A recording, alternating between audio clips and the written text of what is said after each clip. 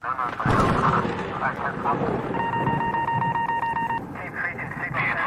suspect is armed and considered extremely dangerous.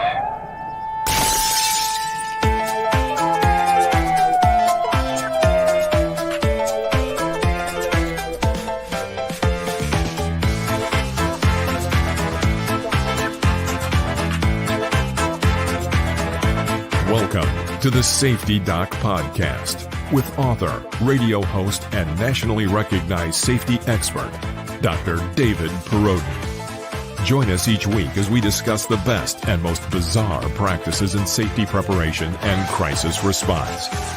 Follow Dr. Perrodin on Twitter at SafetyPhD. And remember, the truth will keep you safe.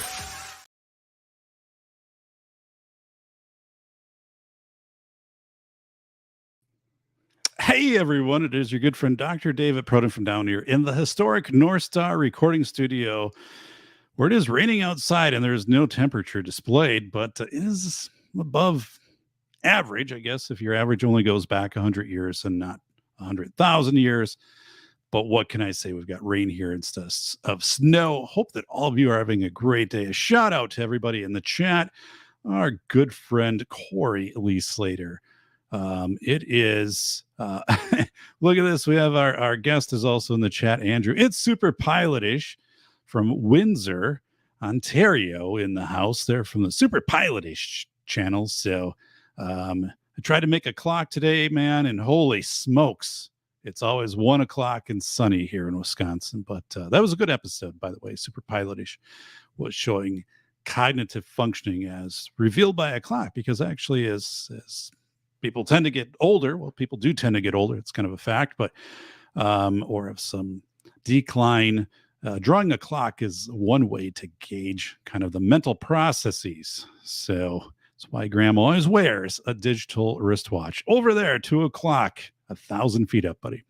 Salted Surfers in the house here. Mike McLuhan's in the house. Heath is in the house. Yeah. So welcome, everybody. So today, our guest, Andrew, the big face reveal of Andrew. You probably know him from the show Calorie Count. So yes, Calorie Count on YouTube, also being syndicated in Czechoslovakia, I believe. But things are going well. And I've known Andrew for a while. So we're talk about not only a journey to fitness and a way that he's approaching it, which is different than other YouTubers, for example. But we're also going to talk about something going back several months, and that's, self-sufficiency, right? You go to the grocery store and they're like, we're out of potatoes.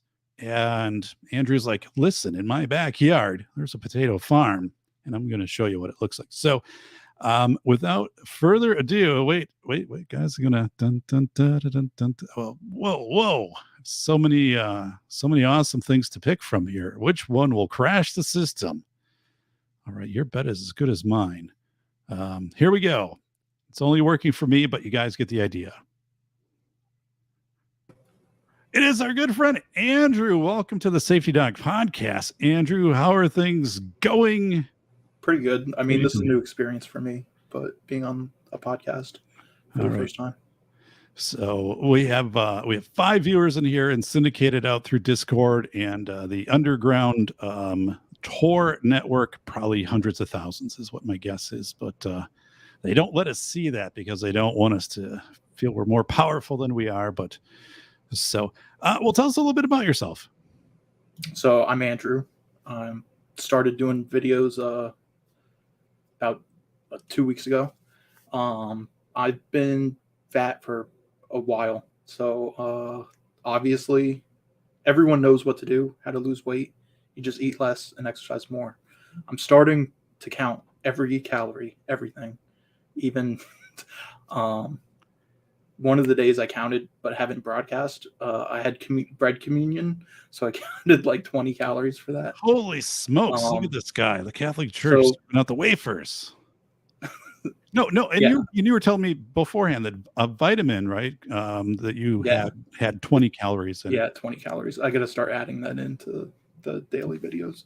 Okay. Yeah. And see, I didn't even think about that. And, but I guess some packages now, I was looking at a couple of my vitamins and it's like no sugar, it's kind of a big thing, but, wow, man. So that's amazing. So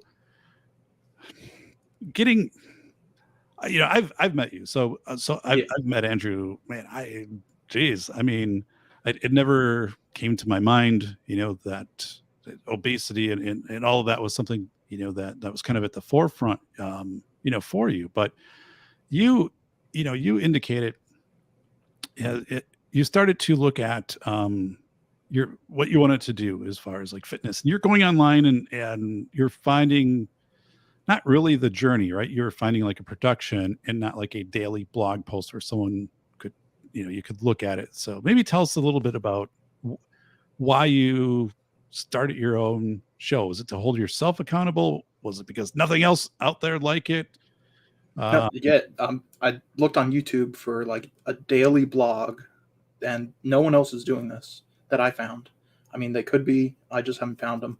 There's plenty of like how to eat like healthy videos, but it's just like one-off videos. They don't do, hey, this is what I did yesterday. This is how much I weighed. Because there's also Cunningham's law, which is the best way to get the right answer on the internet is to not ask a question. It's to post the wrong answer. So if I'm doing something wrong, someone's going to correct me. If I go ask the internet, hey guys, how do I eat healthy? No one's going to like answer that. They're just going to like laugh.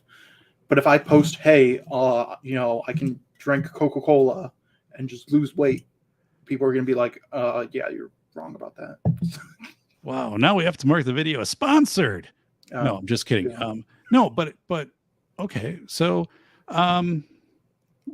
I guess why now? Like, what's the catalyst now versus? I was actually going to start in December, but just the schedule wasn't working out, and then I got the flu. Not saying it was really the flu. I was just stuffy nose, and I'm like, this is going to sound awful for the audio, so it didn't start. And then of course Christmas, but then like January 1st is stereotypical. Like everyone, oh, I'm going to go on diet. So yeah. I definitely didn't. I'm not actually dieting, but I am intermittent fasting, meaning I'm only trying to eat within like 8, 7, or 6 hour window. So I'll eat lunch and dinner and like not eat any calories after that. Water doesn't count. You can drink all the water you want. So I can drink water at like 9 p.m. and it doesn't count. So just using intermittent fasting right now and counting calories. All right. Wow. So what is that? Are you putting it into Excel? That you're going to be able to show trend line and one of the things you do, Andrew. So you're measuring daily. And I think like that's hard to look at that daily because, things can, you're going to see a trend line over weeks, but every day, you might have a day where your weight goes up or a day that it goes, down. But, so I actually have, the battery in my scale broke or it died on like December 31st. You went down to 0. That's just like that on the. Yeah. Okay. So it was like December 28th, I weighed 282. And like a few days ago, I weighed 272. So it already has been trending down. And I do have a chart in my videos that, it shows like daily since I've been tracking January 4th. And that chart is only going to get longer. So when I see like, oh, I've gained weight for the past 2 days, I'm going to like then try to go back on track. So your thought is if you keep a really close, eye on things, you can make adjustments in real time, like really fast to kind of curate, or I guess it's maybe a navigation thought, not dead reckoning here per our good friend Super Pilot issues, but you're able to get yourself, I guess you can either say, yes, I'm on track and this wonky, let's let it play out a couple days, or boom, like I need to get back on track. But so is that something different than what you're seeing online too? Is like this? Well, the cliche of like, oh, like I'm going to have a salad. And then people forget salad dressing has more calories than the salad. So, but then they go home and they're shoving like, you know, Chips Ahoy in their mouth. So, but they'll add a salad for lunch. So it's all about, you know, just you got to replace bad habits with good habits. You got to, and it can be eye opening for some people. They'll be like, oh, I don't drink like that much soda. And then they're drinking like a liter of soda every day. So if you don't measure it, you don't really know how much. Right. So Andrew right now is talking in favor of our good friends here in Canada, Graham Wilson, using liters instead of gallons. But I appreciate it. I just got done with this Mountain Dew over here just a second. But that prop is not going to work. So, first of all, congratulations. Like, I mean, that you've got this approach, right? And I want you to stay positive. You're a great, positive guy. And how did you kind of anticipate, what do I do if this isn't giving me the results that I want, as far as like, how do I stay positive? And also, how do you not get complacent if things start to, you know, continue to go in the direction of losing? How are you thinking about wrangling both those in? Yeah. So the most I weighed in my life was like the spring or summer of 2011. So it was one day I like couldn't get my pants on. So I'm like, this has got to change. So I did the same thing. I counted every calorie. I didn't drink any soda, drank like 48 ounces of water every day. And I was losing a pound a day for like 2 weeks. So that's how I mean, come on, we all know how to lose weight. Everyone knows if you eat healthy, if you eat less, and if you exercise more, you'll lose weight. Like, we all know. People just, they want the cheat codes to life, and there's really no cheat codes. So, motivation. What brought you to this point? Well, I'm going to get on Fresh and Fit podcast before you do. So you will. Yeah. No, you certainly will. But that'd be cool. And then you'll get all the swag, right? You know, they'll set you up like they did Aaron, you know. I don't think Aaron he's been on, but he hasn't stayed on for like the after hours when like 6 thoughts are like fighting each other. I couldn't do that. I don't know how they do that. Oh my God. I'll be a guest though. Yeah. No, so is that genuinely a goal that you have? So the Fresh and Fit, I mean, it's one goal. Okay. I don't expect to make money from YouTube because like for YouTube's getting so saturated and there's like a market for everyone. And I'm not here to like regurgitate like red pill talking points or like any, like, I'm not here to buy my Gumroad course, but that actually makes the best YouTuber. Because if people go on YouTube and you can tell they're not genuine, they're just doing it for the clout or money. But I'm here just to tell people this is what I ate today, and that's it. Like, there's no like shenanigans behind the scenes. Yeah. There's no alternative motive. No, man, I appreciate it. Where do you see your channel going 6 months from now? Well, I'm at 6 subscribers, so I better. You could like. I could double my subscribers. Could go quadruple. So you could have just incremental, just crazy growth in subscribers. Yeah. What do you see eventually having a guest, or like you're going to film outside, or you're going to? No, I'm not. Okay. Not on my channel. Like, I'll go on someone else's channel. Okay. But on my channel, no. I come like February, I am going to do like a longer video, like saying, okay, this is what January was. Here's where I can improve. But yeah, it's mostly going to be just like a 1 minute, 90-second video every day. It's not going to be any like big entertainment. I'm not going to build a bunker like Tim Pool. Tim's like, hey, we got SWATT again, you know. So, wow, a couple shout outs, Misty, Mrs. Wayne, Jordan from SK. A lot of people say it's South Korea, but I believe it's still Saskatchewan. He has dual residence, also dual citizenry. Our good friend Ron Wayne, the Kentucky Batman, is in the house here, always giving gifts out to the kids, flying a sleigh pulled by bats, 258 days a year. A few days off, a few days you can't fly. But so shout out there.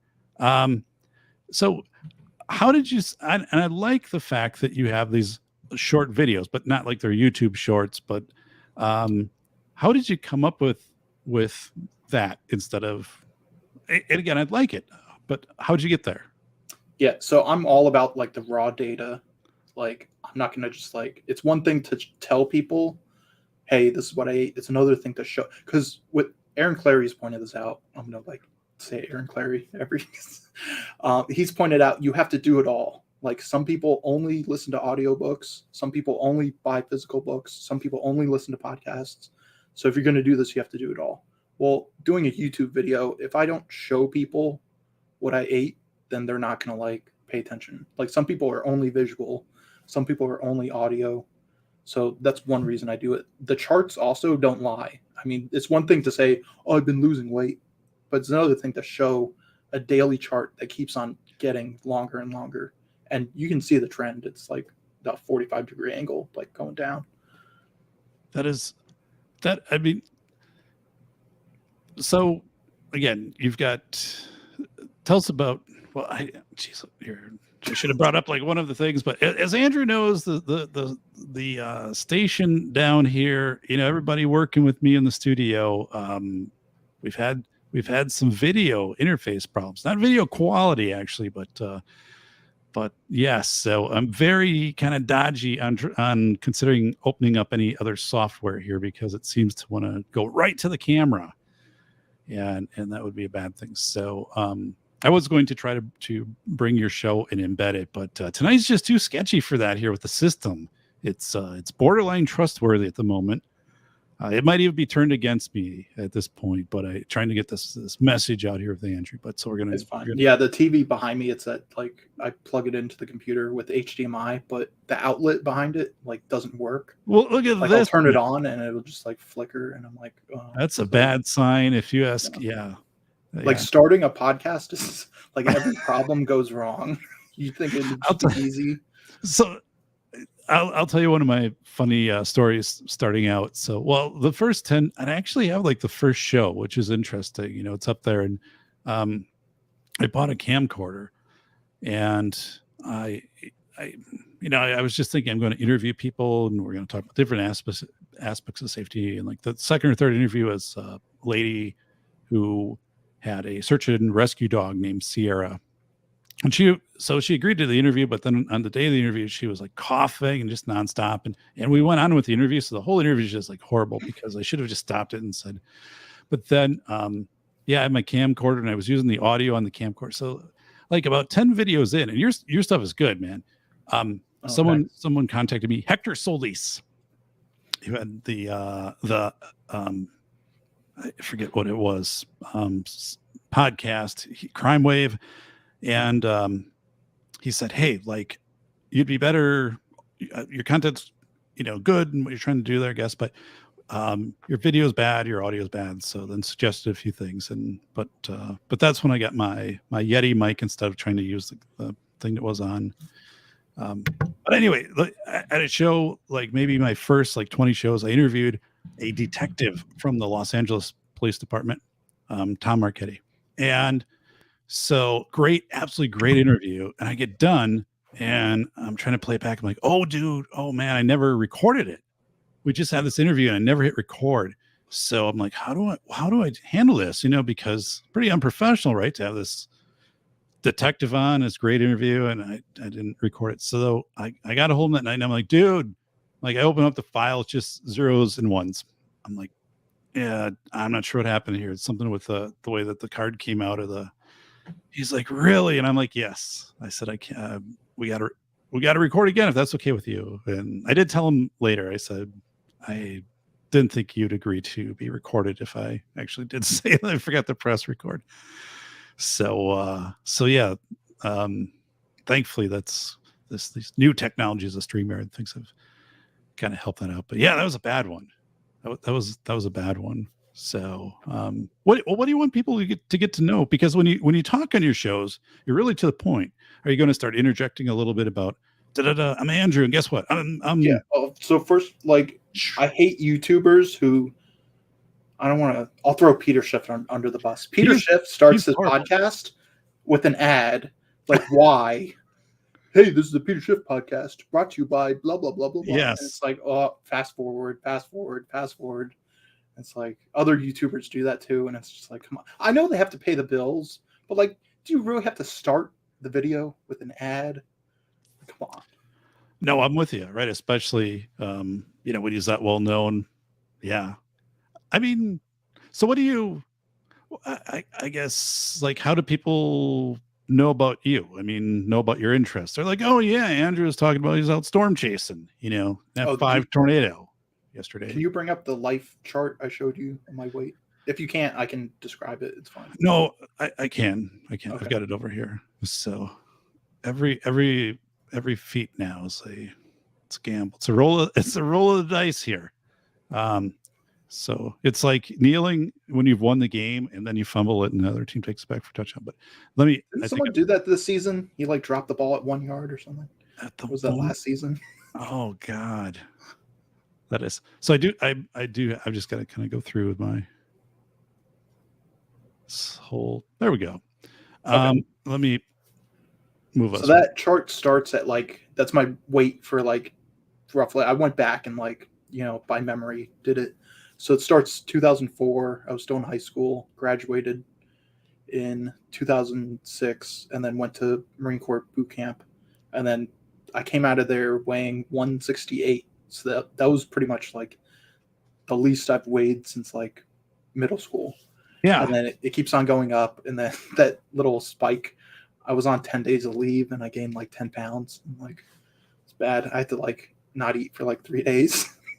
And then when I went to Afghanistan in October 2010, I did maintenance paperwork. I didn't do any of the Call of Duty, cool guy stuff. So October to April 2010, I lost, more weight because you don't really want to just eat out there. Like you only go like eat really one meal, and there's no soda too. Well, there's soda, but like it's really easy to not do that. And then like I got out in July 2010, and then my weight just like kept on creeping up, and then it stabilized around 230. And then my father passed away in January 2014. And then again, like because of that, weight just kept on going up. And then you can see all the way to COVID. It was flat for a while. It was like 265. And then COVID happens. And then, of course, like keeps on going up. And then 296 was the maximum. Right up here. Okay. So, and it went down because I fasted for like 2 weeks. Right. Counted calories, just like I do now. But also didn't drink soda, which I want to open this. It's a Budweiser. So you would have heard that from Harry Carey at Chicago there at the old. No, I got to count it. I got to write it down. At Wrigley. So I don't forget. Right. It's Budweiser here in the 7th inning. Take me out to the ball game. So Ron Wayne once kind of. So yeah, everyone can see like you don't get fat overnight in one day. Like it's a long time. So losing the weight is going to take a long time too. Yeah, I like that you pointed that out because we've got this is like almost 20 years worth of data. Yeah, we got 20 years, and then it's entropy of systems. So if we think of if you had a car after 20 years, right, it's going to have rust and splitting, vinyl and stuff like that. If it's not maintained, even if it is maintained, there'll be some entropy. But humans, I think, are really bad at seeing entropy in their health. So what you're, the way that you're approaching this, I like. I mean, as objective, you can look at this and boom, boom, boom. But I just think people have a hard time acknowledging, or not acknowledging, just doing it, like just having any real idea of how systems, which is, your health kind of erodes over time. Most people aren't honest with themselves, and it's mostly just they just don't know. Like, I mean, how many people look at the calories on the back of the package? Not many. Right. No, I'm with you. Yeah, you're good. It's a good point. Just not being honest. Okay. So by looking at this, like, where do we go from here? Like, is it now looking and it's going to be down, or? I mean, that's the idea. Right. Right. But yeah, so once I get I mean, obviously, I want to be under 200 pounds. I mean, that's a nice round number.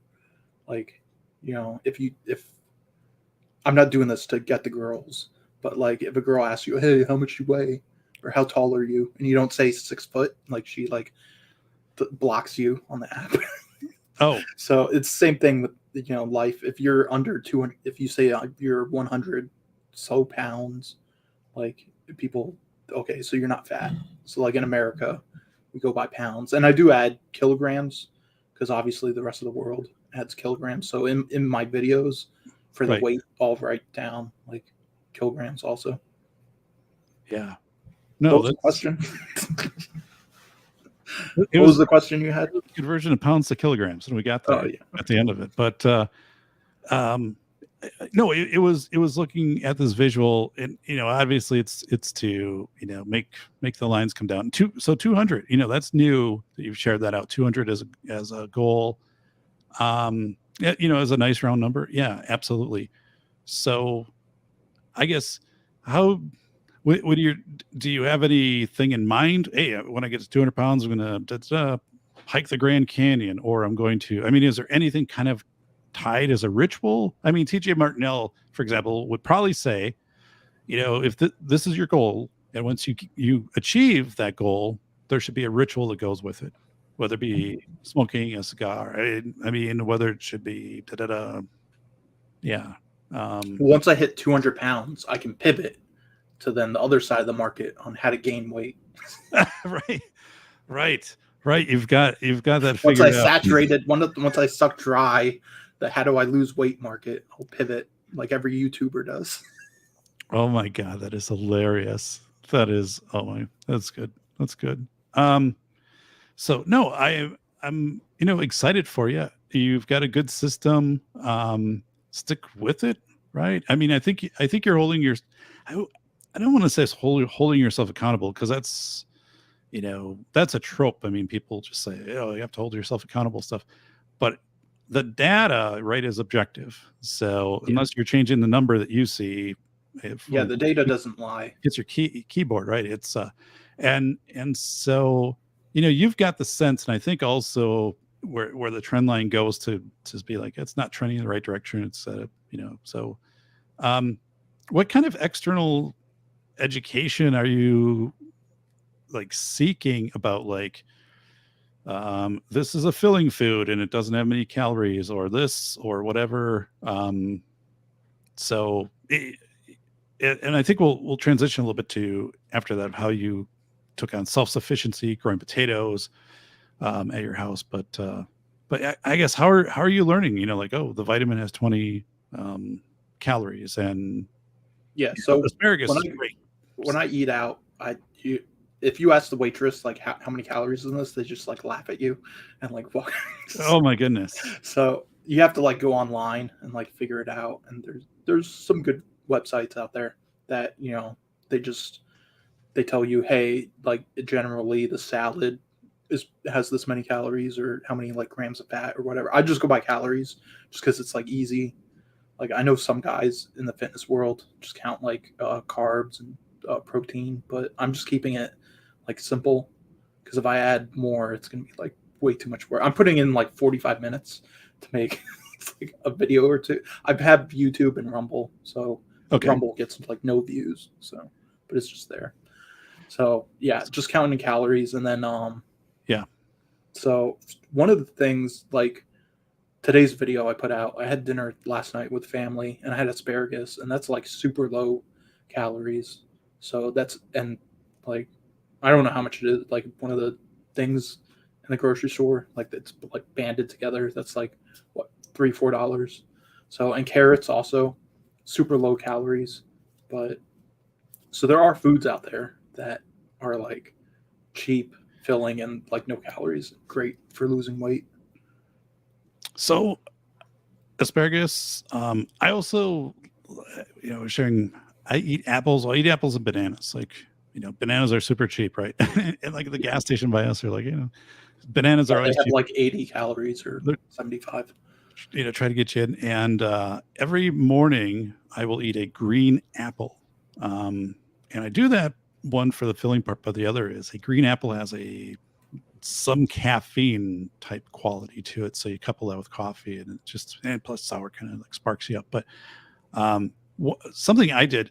So when I think my heaviest, maybe I was 250, and that was 2014, I want to say. And I went from like 250 to like 175 in 6 months. Oh wow, that's fast. It was crazy. It was crazy. I got the pictures, to kind of put that timeline together. And I was like working out like crazy, like multiple times a day. I was biking. I was doing like 70 miles a day, every day biking, like actual, like get on the bike and be gone. And then, now, that was a little too extreme. And now, I'm like 220, 215, 225, somewhere in there, but that seems to fit pretty good. So, but yeah, as you've said, paying attention to sodas, right? They've crept back in, like on the other side of this wall in the pantry, there's Mountain Dew and Pepsi. How much sugar a soda has is just insane. And I used to eat like plain popcorn, just nothing on it. And it'll fill you up and it takes some time and stuff like that. So, but I think that's really cool. So you said you eat within like a 6-hour window. You eat all of your meals. Yeah. So calories. So soda has calories. If I have, like, I had dinner at 6 o'clock today, so I'm having one right now. So it's going to count towards the eating window.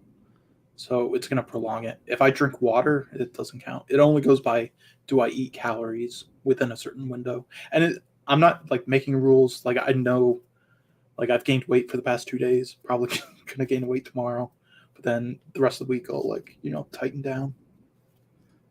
But yeah, intermittent fasting means you're only eating within a specific window. Because if you're snacking all day, like, you're not going to lose weight. We have something from Jordan here, and he's like, hey, he's seen something on Rogan. Joe Rogan, right? Shared that the new food pyramid, that Fruit Loops. I'm like, Fruit Loops? What in the world is Fruit Loops, right? I think it was Cinnamon Toast Crunch. That's right. You mean cinnamon? Yeah. Jordan, you mean Cinnamon Toast Crunch or Fruity Pebbles, right? Or no, it was Lucky Charms. It's Lucky Charms. By God, it's the Irish. Yeah, and that's one thing about Jordan. He's Irish, but he lives in Saskatchewan. So, but on St. Patrick's Day, you find that guy in Saskatchewan. He's running around, all this green on and throwing coins at people. I don't know. So, yeah, this whole thing with, I think, a good point with food pyramid and all this stuff is you really have to know yourself, which is what you're doing. And then you have to know yourself and know the data. And you're also not trying to benchmark against someone else. Right. You're trying to follow their journey, I guess, which they might just be showing you very carefully edited, points on that. And it's like, hey, they used to do these things at places I worked where, and I always thought it was kind of weird, but they would do, okay, you can get together with 3 other people at work, and after 60 days, the group that lost the most weight gets a prize. Remember, I don't know if you remember stuff like that, but God, that was all over the place 12, 15 years ago. And I was like, man, that just doesn't seem like it seems just kind of a messed up, like, you got 60 days. So, you're going in ordering horse laxatives, and that's not sustainable. But no, so I think we've kind of had this weird cultural type of thing going on too with just our food is all, it's processed. Nobody's cooking meals really at home. And so one of my collars here has the little plastic thing missing out of it. It's this one. I found it. I'm going to bring up something. Tell me if this at all looks familiar. All right, here we go. You know any of those guys? Yeah, those were actually the best harvest I got from my potatoes. Yes. So, tell us, like, you just decided one day, hey, if the food, they're not the supply chain is going wonky, I got to take things in my own hands. So tell us about that. Yeah. So especially, like, there's so much negative news out there. A lot of it is just for clickbait, but there's some guys like Joe Dolio who, yes, I mean, he's the real deal, and his circle, it's like, okay, well, with the Ukraine war, like all this food isn't getting out. There could be food shortages. Right. And I'm just like sitting at the computer in my boxers being like, okay, am I going to like, how many warning signs do I need? Like, how many warning signs do people need to like, do something? And yeah, like it was about like, 4 days worth of potatoes. That was just one of the buckets. Right. So, you get really serious though. Like when I was, watching, some of your social media posts and stuff, like, yeah, this was really hitting with you. And you're in a generally kind of like a metro area, right? So, I mean, if something blue was city, red state. Okay. Yeah. So, so how did you go about, like, where'd you get the seeds? How'd you cultivate the land? How'd you make sure that's not where you poured 5 gallons of paint that was left over last year? Right. And shouldn't say that, but my neighbor had that. So the ground is all, as you go down, it looks like you're carving in the Grand Canyon. It's a different color every 3 inches, but, tell us about how in the world this compelled you to, take a pickaxe up there. I just Googled like easy to grow food and figured it, just went through a bunch of them, and potatoes were like one of the easiest. The really good thing about potatoes is if the communists, come to your house and it's like, hey, give us all your food, you can just hand them a shovel and then tell them the potatoes are in the back, and they'll just like walk away, because work is kryptonite to communists. So that's what's so great about potatoes. Like, you got to dig them up out of the ground. Right. In this case, I used buckets. So you just like tip the buckets over and then go through all the dirt. But yeah, you just put them in the ground. They grow. So I put 3 seed potatoes in one bucket, and one of the potatoes did fail. So that photo was the result of 2 seed potatoes. Holy smokes. Wow. How long did this take? I mean, from planting to harvest? So I wrote it all down. I don't have it like easily accessible, but it was about 100 days, maybe 90 days. So there was a heat wave in Tennessee. I live in Tennessee. Right. It's fine. And there was a heat wave. It did affect like some of the other potatoes that I grew like later. So they were really stunted in growth. That was the best of the buckets. So were you doing like watering or, weeding, or was it just kind of like put it in? No, I literally just put them in the bucket. I got dirt for vegetables and just let them grow. I didn't have to weed anything. I didn't have to I did water them during the heat wave, but it really didn't turn out that well. For two of the buckets, like pretty much failed. Like they were just way too small potatoes. Okay. So it's good to know that now, instead of if there is actually, and I can scale it up. Like I know, okay, 1 bucket can feed me for 4 days eating potatoes. So I can scale that up if I have to. So one of these would sustain you for 4 days. Well, one of the buckets. Okay. And you're going to eat the bucket. So, no. Andrew, but I think it's a file holder, isn't it, buddy? Like a file. It's just a random, Tupperware.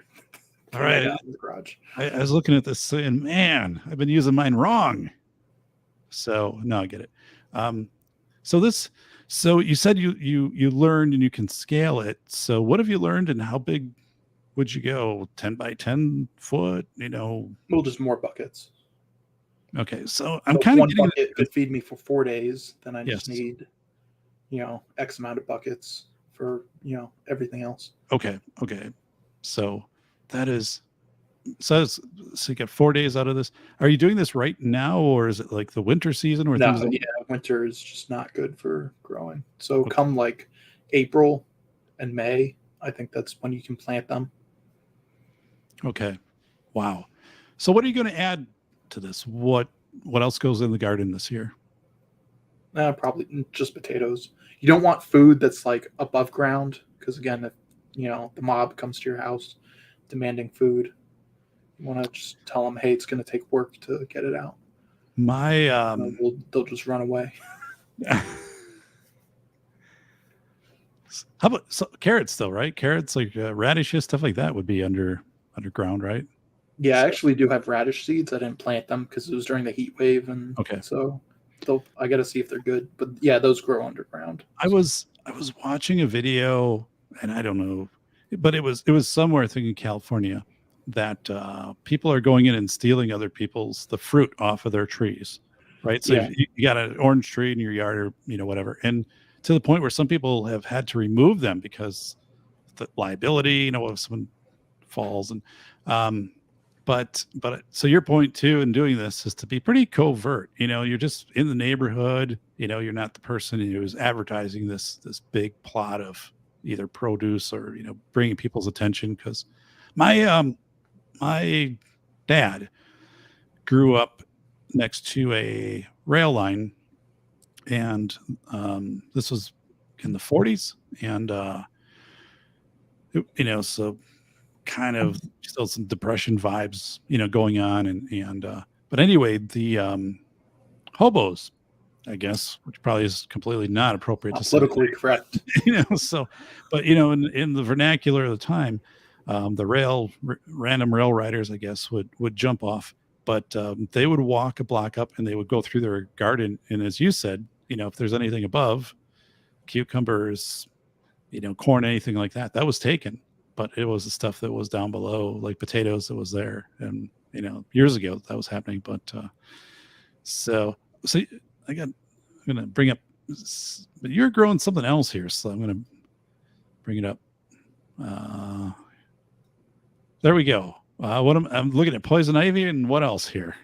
No, so those are the potatoes on the left and the center. And well, they're all potatoes. So the ones on the right are like maybe... Wow. Those were a different type of potato, not the golden something. Andrew's potato. They were all potatoes. They were like blue Adirondack. Those failed because of the heat wave. And the right here that they failed? Yeah, those were like 2 days after I planted them. But then it was like 2 weeks into those that the heat wave hit, and it was like almost 100 degrees for like 8 days. So it kind of ruined the potatoes. In a black pot too, you think? Those turned out like blue, but they were way too small. I probably have photos somewhere, but so is the idea of a black pot to direct heat to the seeds and roots, or no, I don't think so. They were that's what was at a Tractor Supply. Okay. Because so this is another part of the learning, right? Is what if this was white, for reflecting the heat? Does this absorb and maintain too much heat? So I'm going to check every box here so I can move forward that has a potato in it. Did all three? Yeah, the ones on the center and left, those are like maybe 4 weeks after. Like I didn't even know like how big it would get. I just did it. It's just I'm not going to sit around waiting to starve to death. I'm just going to plant potatoes and see what happens, and that's what happened. Right now we have Corey Lee Slater, who works for Guinness Book World Records there, and he's thinking, God, if you would have just let me know at the start. I can't take it now because I can't prove it, but that looks pretty good. I see it got so wild here. You had to put a chain link fence behind it to keep it from running away. That's good. We got to keep the communists out. It's dual purpose. And again, these were inundated by the heat. And so is this kind of like a mulch you got going on? Yeah, on the top I tried to it's retain moisture. I was like, dude, that soil's needs a little bit of a encouragement. Yeah. So right.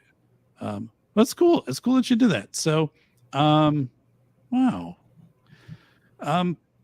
Where do you were mentioning not rolling blackouts, but you experience loss of power generally in Tennessee, right? And yeah, all the time. It's awful. Don't move here. Go to Texas, Florida. Look at this. Windsor, Ontario, by the way, super pilotish. Yeah, they've never lost power. It's just the way that it is. Everything comes from a volcano. But so, all right, where do you think things are at from just your personal tacit knowledge, your personal vibe, your pulse on things? Having military training, military awareness, just general awareness. You tend to think we're in a pretty imminent or current economic decline, societal decline. What are some things you've seen? What are I mean, I don't want to make this like the bunker, hour show, but yeah. I mean, I don't see things getting any better. So, that's funny because, and I guess it kind of comes back to, when I wrote in the philosophy of information, it was how do you even find out what's likely, I guess, true or at least authentic, meaning like, if you call 5 friends and ask them something about whatever, they're going to say, if they heard something on ABC, they all watch ABC News, it'll all be the same line. But how do you get that's people? Awful. Don't stop watching that. It's all bad, and it's all just like I can feel my blood pressure coming up. Like me too. I had a roommate in college. His name was Nate, and man, he just hated the nightly news, man. But what I would do when I was writing philosophy of information, I didn't write about this in the book, but I would take a notepad and I would watch the daily ABC David Muir. I'm not a fan of David Muir at all. I think it's so superficial. I mean, you got to go to bed. I can feel like, how can I keep taking this paycheck? Right? He does a good job. He does his job very well. He technically, in that regard, right. But you're right. So it was after the Notre Dame Cathedral fire. He was over and he was running his hand along, an altar which was covered with lead ash, right? So just as a bad thing. It didn't have any breathing stuff, but anyway, confidence in, for example, the power systems in that we're not going to have. Banks, that'll be hacked. Ransomware banking system could be froze up. And so, but you're perceiving something, and I'm kind of perceiving, something too, right? Like we have a second pantry now, and we lived here 18 years without one. So I guess from that tacit knowledge or people you talk with, your own observations, what are some things which are leading you to, a mindset of need to be more self-sufficient and just, you know what I'm talking about. There's a quote that was eye-opening. It was one day Rome stopped building aqueducts, and then a generation later, no one knew how to build aqueducts. Right. And then someday Rome stopped repairing the aqueducts, and then a generation later, no one knew how to repair the aqueducts. So I think we're heading towards something like that. I agree. I've actually, not to interrupt, but I've mentioned this in when I was a pleb in the comment section. Now I'm on the show as a guest, but I've mentioned, a digital dark age where 1,000 years from now, people might not know what happened like now. Are you still there? No. Yes. Yeah. No, I'm listening. And it goes back to a discussion that we had where, I had to get this hard drive because I lost. Yeah, hard drives fail all the time. And it's like people tell you can't get the data. Sorry, you're SOL'd. Well, like geologists are going to dig up a hard drive and they're going to be like, how do we access this? Right. And it's like, I don't know. Right. So there might not be anything to tell people what happened, in today. I think this is an amazing point because how many people out there, especially who are 25, 30 years old, and they're just like, oh, like, here's all the pictures I ever took of, whatever. And then suddenly that's gone, or if they didn't upload it to a cloud, and that whole thing of uploading to a cloud, but you're right. It's all digital. No one is taking and printing off pictures. That used to be such a big thing at, Walgreens and Walmart. That was actually my first job, CVS Pharmacy at the photo lab. And one quick story. So the machine, I hated it. So the machine where like you go in to like print your own photos, it was good. But one flaw was if someone selected the size, and this happened, they selected like the smallest size and then, print like one photo and then walk away. It would still be on that setting. So the next person that comes up, if they don't realize, hey, like all my photos are going to print like 2x1. Oh, gotcha. And someone did this. They had like wedding photos or something. They print it off. They'll be like, "Oh, I'll be back in 20 minutes." And then I'd see like it's all like pocket wallet size photos, and they already deleted their photos because it was printing off. Oh my God. And there's like no way to go back. So yeah, that was like one of the first like warning signs of like this digital dark age that we're probably in. We just don't realize it. Yeah, I'm with you. I'm with you. I think it's so weird. It wasn't when we had our first daughter was born, we had a 35 millimeter, camera, and so you get like 28 pictures or something out of a roll. So you had to be very careful of pictures you're taking. And second daughter, we had a digital camera, but back then still kind of grainy. And now, like, just everywhere we go, the phone is just like capturing. If we take, let's take a photo here. We're at this park or whatever. Now it's funny though. Like, I feel like I've got a lead on this because I make multiple copies, but they're still digital, right? And if 50 years from now, no one's going to care. You clean somebody's house out and you don't realize, you're like, throwing out a hard drive where they have all of the family photos, the last 10 years, but not only photos, but you're right. I think this whole kind of loss of what I would say like organic knowledge and things you can touch, and it's becoming. Well, look at the censorship too. Like Russia Today got booted off YouTube. They were on YouTube for like forever. Right. Like all their videos just like instantly gone. Now they're probably still somewhere, but I mean, still like we're kind of like doing it to ourselves too.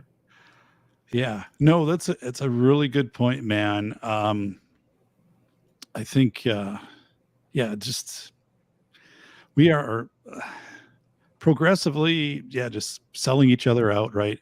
And just 1.9 trillion. What was it? This omnibus bill, and now we're hearing, the debt ceiling has to be raised and stuff. But things are so abstract. I guess what's the difference between a $1.9 trillion bill and a 2.4 trillion? I mean, when it's trillions and no one, it's kind of really weird too at the lottery, like someone won 1.3 billion. But I think these numbers have gotten where talk about lottery. We've lost. Look at this. Look at this. He brought that up in Maine, by the way. Some gas station. I wouldn't be on the show. But I just going back to the nightly news. So I had a notepad, and every day I was doing this when I was just presenting more books stuff anyway. But so here, what's the lead story? What do you think should be the lead story, like in all this stuff? So it was interesting, right, that kind of big events, ransomware, power stuff would maybe be 2-3 down instead of, you're leading off. And there was always a breaking news at this moment, but you could start to see, this was only a second story for a day and now it's gone. And of course, Kanye's gone. Kanye was a major news every day and poof, just like gone. Yeah. Kanye. Right. We don't get any, and he's going to be gone. I think it was Windsor. That's his fault, though. Yeah. Superior, Colorado last year, they had wildfires, just destroyed the town. And that didn't make the news. There was something else weather related that day, which was really minor, which had made the news. But this was really rare, devastating event with these high winds. But so the news is just meant to scare you, right? And then you always get this like goofy segment at the end where they're trying to do a little bit of a spin or some made in America, right? Here's potholders or something like that, but anyway, the media is toxic, and then people just get that becomes their religion. They don't think outside that. So one of the things in velocity of information, and maybe let me know how this is playing out for you. Like, what do you see at stores? Do you see they're not offering as much, or now there's a big gap where the soup thing is? It's there's it's like whack-a-mole. It's like one day we're out of toilet paper, and then the next, okay, we got the toilet paper back, but then now we're out of eggs, and if it's not the eggs, we're out of like baby formula. So it's like whack-a-mole with like trying to fix things with like, duct tape. Yeah, it's really I've never experienced this in my life. And then, talk to my parents, they don't recall this either. Super Pilot-ish, the Kentucky Batman, they're saying things are different.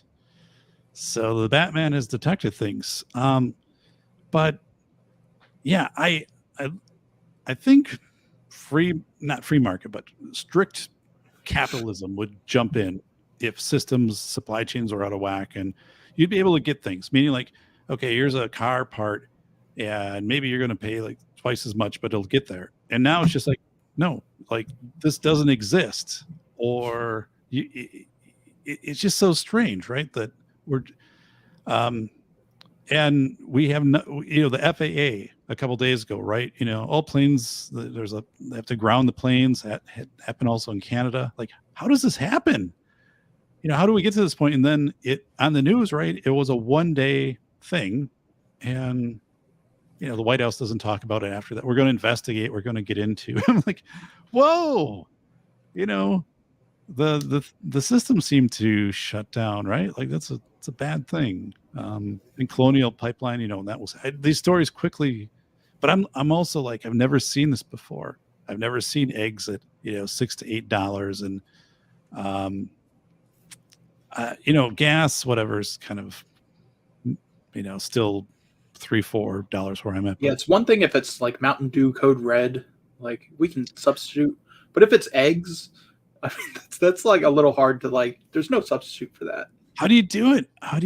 I'm with you. Yeah. How do you substitute for those? I remember, I think a week ago, walking down, and they had a Doritos display at the end. It was like $5.99 for a regular, not like the party bag, for the regular bag. It's like, holy smokes.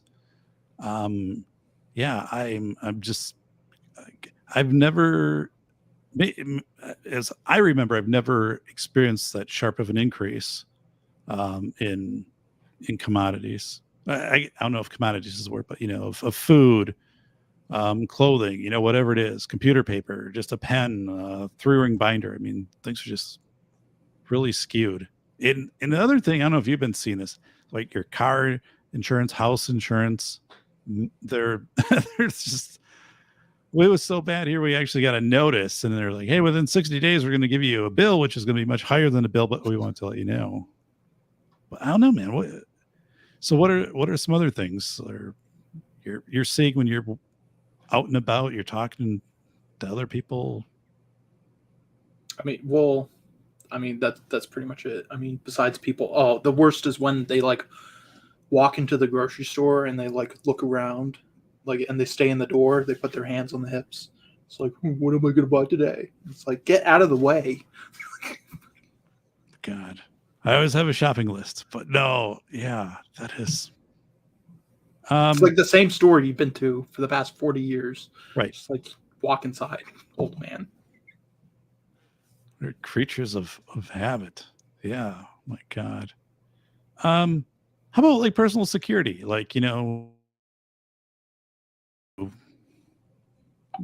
perceive any type of, more either theft or violence, or just like, hey, like things aren't being kept up as well in neighborhoods, or, what are you starting to, or what are you observing that might be different than baseline? I mean, well, I'll be public. I live in Nashville, Tennessee. So when the flu went around, I don't know if you get demonetized for it, but so everyone wore masks. In fact, some people are still wearing masks. But if you go to the next city over to where there's like a Sam's Club in, I think it's Goodlettsville or something, or Hendersonville, 50% of the people wore masks. But then if you went 10 miles away from Nashville, no one wears masks. So it's all about where you live. And it's like, it really doesn't take that much to move away to a better place. Yeah. Yeah. That is, I mean, what's maybe like the strangest thing you've probably interacted with in the last like 6-12 months in your community? It could be homeless, could be like vandalism, things have been broken into, it could be, or like really long lines for things or whatever. Like what's just kind of been like a,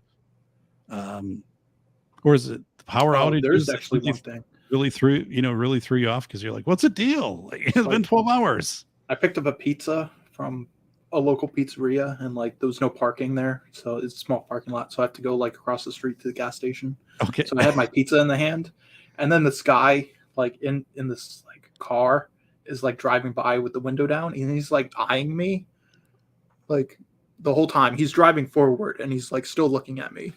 I'm just like looking at him, and I'm like, is that guy like trying to rob me, or you want the pizza? See that desperate for food? He's like, is that the calorie counting guy? This was before then. Okay. So holy smokes. Where I live, which can quasi be called a suburb of Madison, Wisconsin.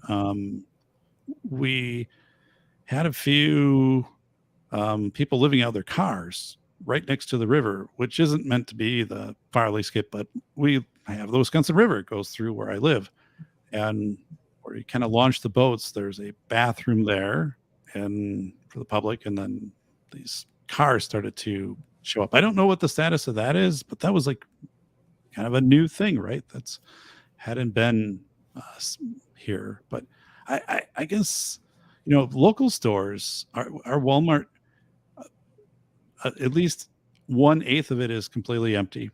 And what they did is they just took like the far right side of it and took out. I don't know. It's just empty though. There's nothing there. So when you walk, they try to like shield, your view with totes and stuff like that. But I'm like, what's going over there? Like, what's the plan here? So, yeah, that's been part of it. Just really weird things, and banking, treasury, interest rates going up, housing costs going up. Yeah, these housing costs, I think, are just crazy. People buying cars for $100,000. I just think we're so kind of disconnected. And they're like in Madison, Wisconsin, State Street, that area, when they have the violence of the summer of 2020 and buildings, broken into and places shattered, and I mean that didn't recover. So I think we still have, I don't know. Tell me what you think on that. Like what are the things that kind of keep you up? I think it was the 1992 riots in LA. Yes. That the big thing about why people didn't rebuild is insurance. Because insurance would be like, oh, that area got burned to the ground, we're not going to insure. So no businesses, it's not that no one wanted to rebuild, it's that there'd be no insurance. So that's actually a big thing. Thanks for pointing that out, because I had heard kind of the same thing right on after 2020 with some of these not companies, but businesses, and usually if they were smaller businesses, they just said we can't pay the insurance because we have plate glass windows for our display, and with so I think that's the point. There was a story out of like California or Portland, Oregon, where like they would get graffiti on their building, and then the government would come by and say, "Oh, you have graffiti, we're gonna fine you." And it's like, but you're not gonna arrest them for graffiti. So it's like you're just like using the businesses as like a tax farm. Like it's pretty gross. Man, yeah, it is messed up. That whole I wrote about the Chaz thing and Seattle and it's like wow. Portland and that type of stuff. But so you feel confident, right, about adding either more potatoes or adding other types of food. So are you thinking, how about like water, like rainwater? No, I don't do that. There are limits to like prepping, I guess. I don't consider myself the first rule about prepping is you never say you're a prepper. So that way your family doesn't want to bail out during emergency. Right. Right. So I'm not a prepper, and I'm not just, I just want that official. It should be the show title is Andrew, like not a prepper. Wow. No. I think Southern Prepper One at Yahoo. If you've watched his channel, does boots on the ground every day, does a 20-minute show, and I think it's only because he hasn't realized he could set it longer than 20 minutes because like people will ask, why don't you do something? But so yeah, I mean he's talking about just all these systems he's put in place. If his property someone tries to burn it down, he's got this irrigation system which will activate. But I mean, not everything is kind of like that. But I think there are these things though, these behaviors which have changed. Like I said, we've got the second pantry here. You are, growing potatoes and thinking kind of where to take things from there. So, did anybody else know about the potatoes? I mean, No, I kept it like down low.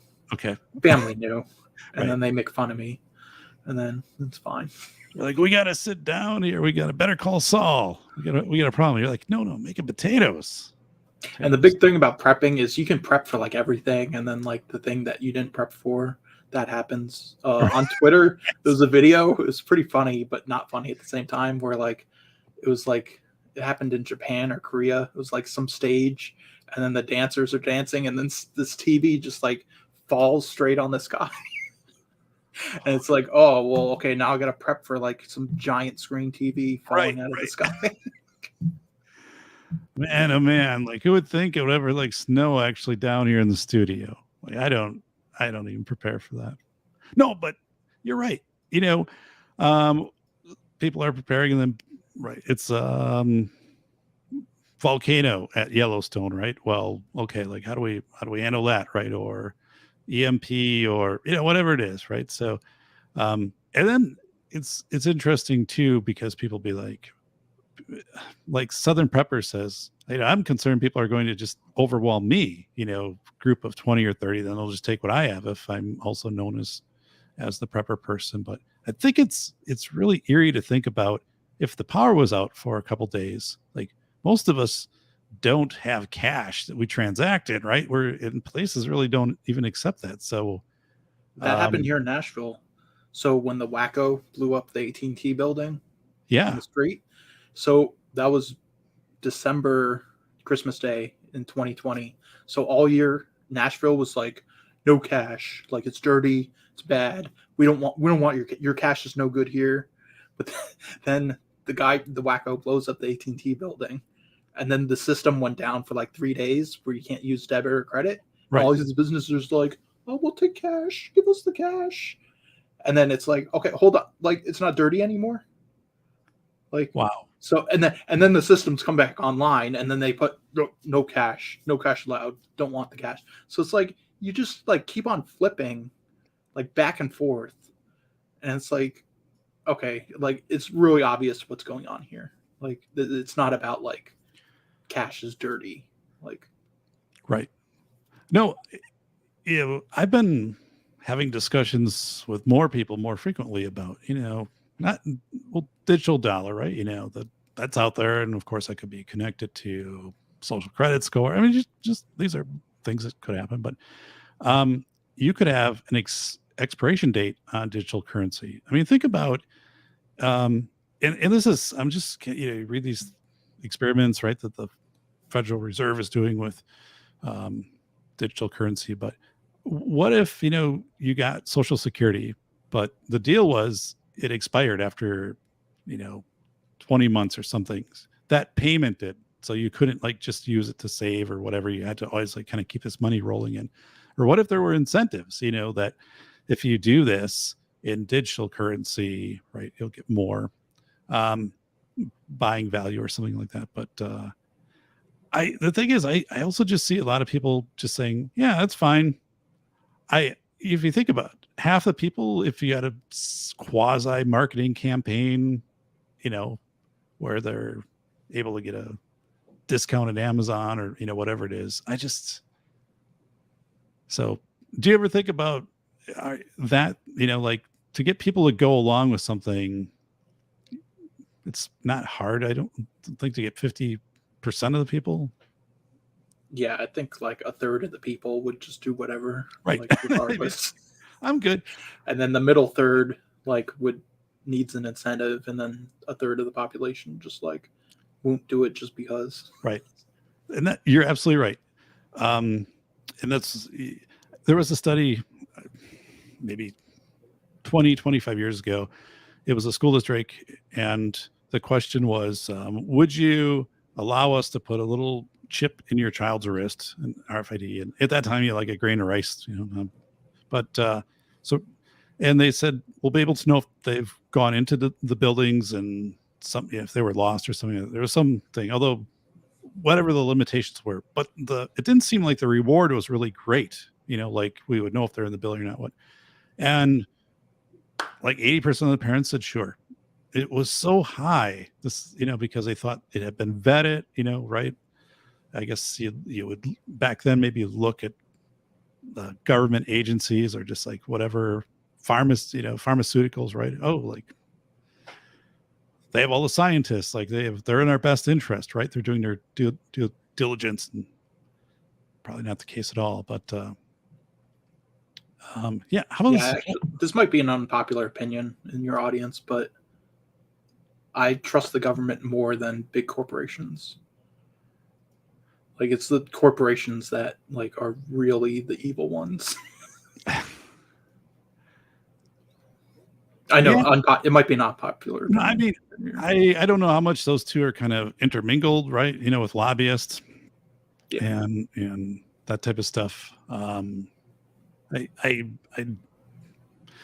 But right is, corporations, looking out for interest of consumers. I mean, come on. I mean, it's and the thing right now too, at least in my perception is, they know they're not being held accountable.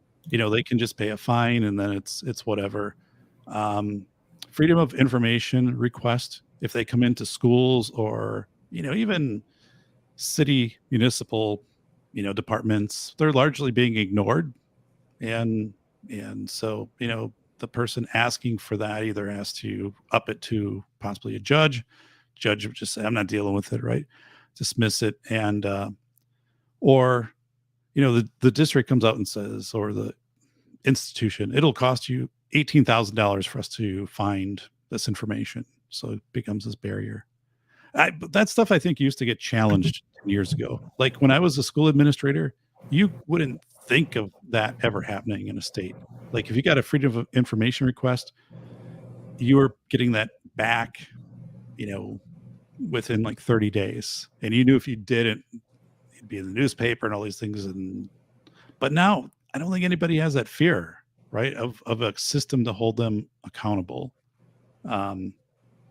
So yeah, I don't, what happens when something bad happens at Equifax? Like what was it? LifeLock this morning, Andrew announced that they have been hacked. And of course they've been hacked. They have all the information. That's where all the... I mean, I was like, how they even gloat about it. They're like, come get us. Right. We have all the information. We've got Andrew's social security number here in every single file box is what they were telling people. You're like, dude, don't do that. I don't want to become... That guy had it like on a billboard or something. And so, yes, we have this LifeLock, which had, commercials where I think the owner had his social security number on a van, like 5-foot letters across. And so the system, right, was supposed to protect. And anyway, they got hacked and they just said, yeah, a lot of your information just got ripped off. So it's just, I think the whole cybersecurity thing is crazy. What happens if a couple of hospitals get hit with ransomware, or, the Colonial Pipeline gets shut down again? Like, do we really have a system to fix this? So yeah, because we were affected in Tennessee, so those like gas, not shortages, but like some gas stations were putting in limits on. But Joe Dolio again follows, like he says, fill up every night. I don't really do that. I fill up at half, so already filled up. So I was like, okay, like I can get through this, no problem. But there was, I forget when it was, 2011, when the cyber attack hit a meat processing plant. I came home from work, and it's like, okay, I get like undressed, get into my lazy clothes, then go online, and I'm like, oh, meat processing plant went offline. It's like, and it's like I get back up, put on my clothes, and I'm like, I went to the grocery store right then because you know, who knows how long it could have been with no meat. No. Oh my God. Can you hear me? Yeah, I can hear you. Jeez. You're frozen on the. It's fine. We went how long? Like an hour, not having this glitch. Everybody else, yeah. Can see this is what happens here in the thing. So Oh, great. Andrew's going to keep you entertained briefly here, folks. But yeah, so the meat shortage, like I was not taking a chance with that. Like I just went to it looked like I was robbing the store because I have like a cart and I'm just like throwing meat, just all meat into the cart. It's like about like $150 worth of meat. See if David comes back. I don't know if he's back. All right. Am I back? Yeah, your audio's good. All right. I think I'm just the avatar right now. Yeah. But we'll take it. We'll definitely take it. So hey, here we are. Yeah. So what else is happening? Oh, that's it. Let me check. Maybe I got more subscribers. Okay. Wow. Oh, I have 9 subscribers. I went up 50%. Good deal. I can't. Okay, I think. Let's see here. I should pay Clary for. I wonder how much he charges for that. For going on begging for subscribers. Good friend Aaron Clary. Can you share your link with me in the chat, and then I'll pull it out. Oh, for my channel? Yeah. Or I think you can post. You've got if you've got a wrench, you can post it, and I think you do. Yeah. So let's get your channel out there. Send the systems. I can't. This icon. This whole thing is kind of weird. What it's doing right now, but like I said, I'm gonna. We made it an hour and 20 minutes, no glitches. It's pretty good. So we're still good here. So all right, there we go. Good deal. So only one transporter is like my gamer name. It's funny because like back in the day in like 2003 and 4, I remember AOL instant messaging. Yes. Well, first of all, the transporter is the movie with Jason Statham, came out in 2002. And then for AOL instant messaging, my name, I wanted the transporter, and that was taken. And then I'm like, okay, how about transporter? And it was like, no, it's taken. And it's like, oh. And then I said out loud, this is ridiculous. I am the only one transporter. And I'm like, oh. Wow. So yeah, I've had my account on YouTube, or on when it was actually YouTube. It was 2006. Made it. I didn't want to make a new account just because, like, I don't care. Yeah, and only one transporter. So good, we got it up here. Do you remember this, Andrew? Toronto Sick Kids Hospital got an apology from ransomware allegedly after something happened. Oh yeah, I remember that. Yeah, because they went public with it. So the dirty secret is a lot of these hospitals pay the ransom. The trick is to not ask for a lot. You ask for a little bit just so that they like pay it. But yeah, I think that hospital asked for too much, and then they went public about it, and then everyone got mad because, like, first of all, what I mean, well, these people don't have any heart, like, so they don't care. Right. They just want like soft targets. But yeah, to do that to a hospital, it's like sick. Yeah, and I think maybe it was here or it was somewhere else. Whoever was doing the ransomware, right? They hit a medical center. I think it might have been, maybe it was this, but it could have been something similar. And then basically the hospital says, hey, like, we got kids with cancer and whatever, 5-year-olds. And so the ransomware folks undid the ransomware, right? And then it actually was perceived as, oh, they're trustworthy. Like they knew that this was a wrong target. So you got this weird trust, I see this a lot in schools where a district gets hit and then suddenly, they have a cost of, $200,000 or whatever to release the data, and they pay it. And then the data gets released and things functioned before. And then everyone's like, yay. And they don't realize like they likely made a copy of everything you have. And they could come back in. They probably won't work, and erode your system. But actually then they're like, they kept their word. So then the next district gets hacked and like, don't worry about it. Like you pay them the 400,000, they'll free up the stuff. So by keeping their word, and even like showing some empathy in a way, like, oh, we didn't mean to get this target. Well, there's this weird trust, right? And pressure. Just pay them. That just, what I'm saying? Like they're almost viewed as the good guys in some aspect because they kept their word. It's like what is it? Stockholm syndrome, like in full effect. It is. Yeah. It's got somewhat of a Stockholm syndrome feel to it. Yeah. I'm with you. It's just, but yeah, that we don't see any severe consequences for data breaches, which I think just gets more. This will just become more and more common across all of these systems that we have. So what else, my good friend? Wasn't it? I forget. Close Twitter. But wasn't that the two topics? Just growing potatoes and losing weight? By goodness, let me check over here. And Star Trek II, The Wrath of Khan, you said you wanted to talk about that, which I thought was a great movie with Ricardo Montalban. And how, there wasn't anything on YouTube. And I think another feature of your channel on YouTube is, these videos are 2 minutes. So, yeah, it's really short.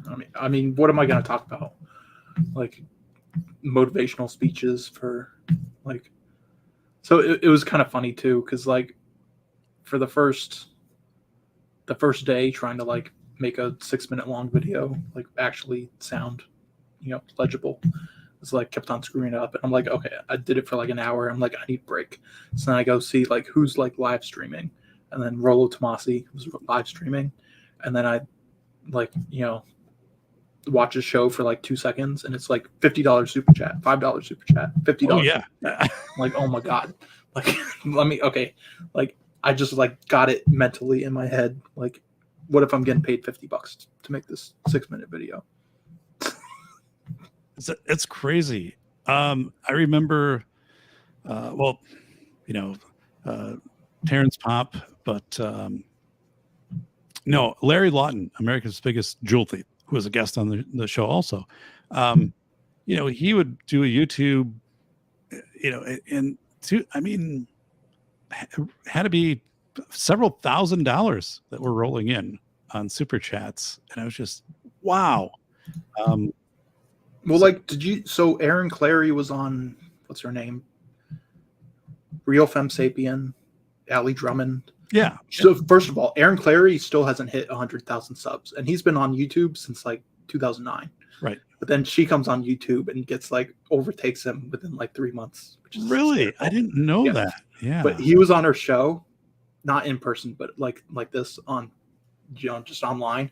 And then she's like, okay, let's go to the super chats. Oh, $50 super chat, $100 super chat.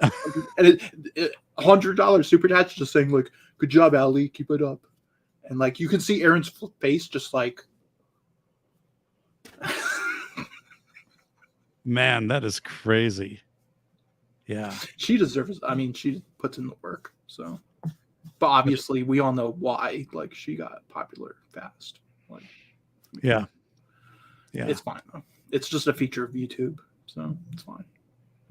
What do you think about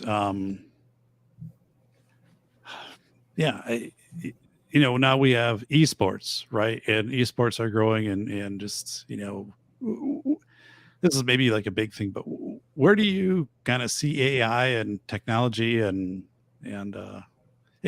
so like careers, right? Like kids are going to school and they're hoping to get gaming scholarships, and some are, and then they're also wrapping in all of the tech parts of that, of program design, evaluation, stuff like that. But did you ever think we'd be in a day and age where you ask a 10-year-old, hey, like, what do you want to be? And he's like, I want to be Mr. Beast, or I want to be whatever, like this gamer. Well, like if you ask kids today, they want to be YouTuber. That's it. They want to be YouTuber. Versus if you asked them 30 years ago, they'd be like, oh, I'm going to play like in the major leagues, or, something like that. So I think it's really weird that, right, when you ask, again, the kids 10, 12 years old, what do you want to do when you grow up? It's YouTuber. And yeah, we have friends or families that say the same thing, and so, it's not necessarily a bad thing, because honestly, if you gave me the choice, hey, I can go on, the Safety Doc podcast, or I can go on Jimmy Fallon's show, I would instantly choose your show. Like, who would want to go on the Tonight Show? Like, we got a commercial coming up, and it's like commercials. Like, come on. Yeah, if that ever happened, we'd have to get a better audio or a better video crew here at the studio. No, man, that's trying to. Have you has your data been hacked? Like, have you received any? I mean, like anything from a bank, just a mass mailing of, say, hey, like, here, Andrew, you're a member of, this Blockbuster video or whatever in this branch, the data got hacked. Like, has anything kind of recent happened? I mean, not specifically. I think that happens though when they like send you a new card. They're like, oh, use this new card. It's like, well, what about the old one? It's like, but I don't know, people they don't really ask questions. They just, oh, I got a new card in the mail. Yeah, that's wasn't it for a while there too? They would send people a card, and then they also had like blank checks where you could transfer the balance over to it and whatever. And if that was getting intercepted, like, it could be really, really bad for people. But oh man, yeah. So anything else, like, Nashville, and you're Nashville for life, or you think you're like, no, I'm a cold weather climate guy by heart. I don't know how much longer I can stay here. It's awful here. Traffic's bad.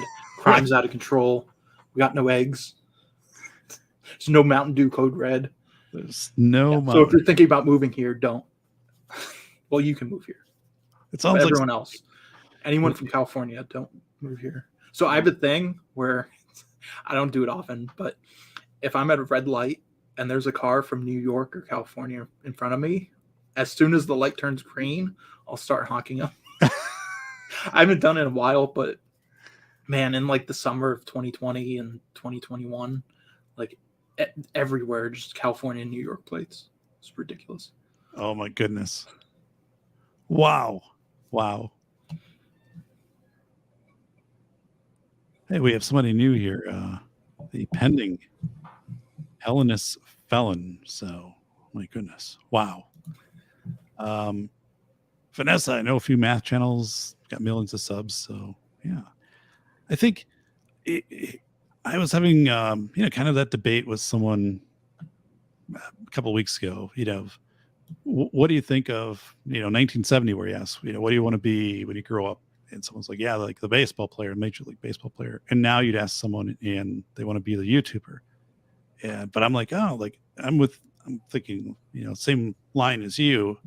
Like, I think there's a lot that can be gained by going the YouTuber route versus like trying to become the major leaguer, right? You're going to learn and maybe you'll be successful. Like, oh yeah, compared to major sports, your percentages are just amazing. And yeah, the time you put in is going to be much more beneficial, right, than trying to get into the major leagues. But I look at that and say, that's cool, because you have to learn, the technical side of it, and there's the marketing side of it, and if you're going to maybe get into game design or game critique, but I'm like, those are all really cool skills, and also the skills that you're acquiring through interacting with others or spatial. So I think it's kind of a cool thing to do that. I don't know. I wonder what people like when they were like in 1900. If you ask a 10-year-old, what do you want to be? I mean, pilot wasn't even an option. No, except in like a weather balloon or blimp. I think they had blimps back then. So yeah, so that's where maybe like so you would go to blimp school and then okay, I'm gonna ride my blimp, and then they're like, oh, it's out of date.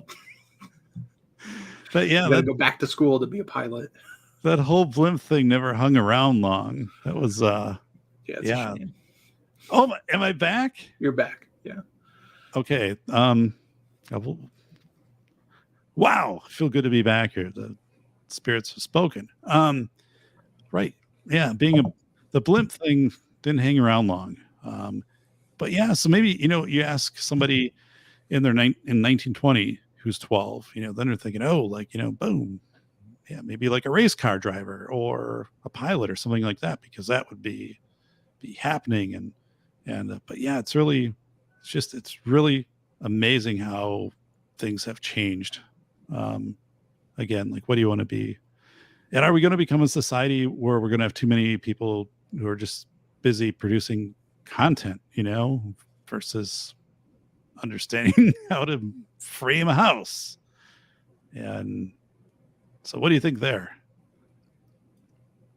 I mean, YouTube, it can be useful for like getting answers. I mean, my channel, it's just like been 2 weeks so far. But like as like time goes on, especially like at 6-month mark, like people might discover, oh, like this guy is losing weight just by like not eating much, like eating below calories, not drinking soda. So like in that aspect, it can be nice. But yeah, there's a lot of people that just like, and I don't plan on doing any of the like paid consulting things. I don't want to deal with like people that just want cheat codes, like, because I can see that coming. It's like, okay, like, what can I do to lose weight without like doing any work? Right. Like nothing. Yeah. And DT's on Rumble. Do you remember DT? Yeah. And the Black Brigade, you bet. Yeah. Oh my God. Yeah. Yeah. YouTube gave him a strike from like 6 months ago, and then he logged on his account, and the strike only applied after he logged on. Really? Yeah. So the strike was like months old, but because he hadn't logged on, the time didn't start. So your time in YouTube jail only starts when you log on. Oh my God, that is so funny. I had no idea. That. Yeah, absolutely hilarious. Wow. Man. Yeah, I remember when DT left Minnesota, and just how big that was to make the trip out to South Dakota, and because of Minnesota politics, right there though. Isn't it only like 3 hours away? Yeah. I mean, right. I guess distance wise. Yeah. I mean, most people don't move out of state; they just stay wherever. Yeah. Oh my God.